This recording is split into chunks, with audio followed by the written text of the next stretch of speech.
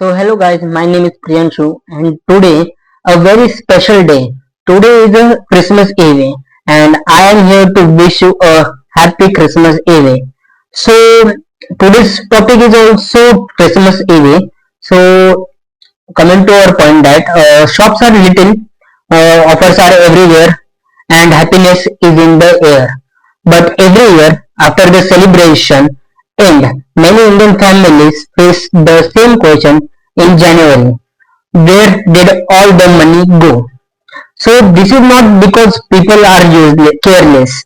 It happens because festival spending is designed, not accidental. Today we will break down the truth. So the points we will go to cover that why festival changes our spending behavior, the psychology tricks used during Christmas and New Year, how this uh, impacts Indian households, and last point is and how to enjoy festivals without financial regret. So this video is for awareness, not for criticism. During festivals, our brain releases more dopamine, the feel-good chemical.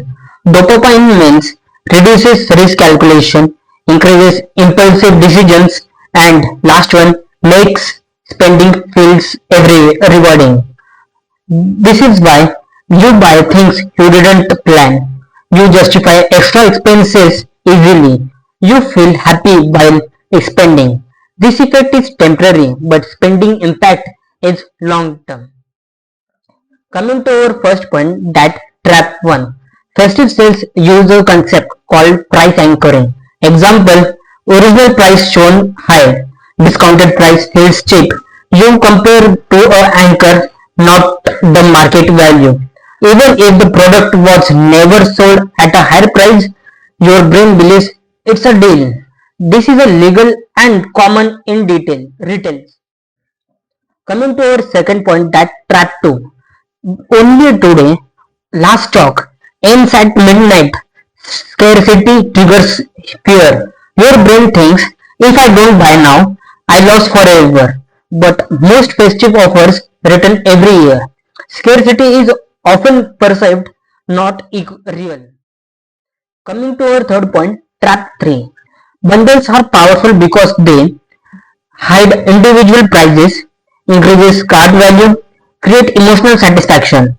During festivals, gifting culture increases spending, extra packaging, decorations, accessories. Each item is small, but together they increase total spend. Coming to our fourth point, trap 4. Cash payment feels painful.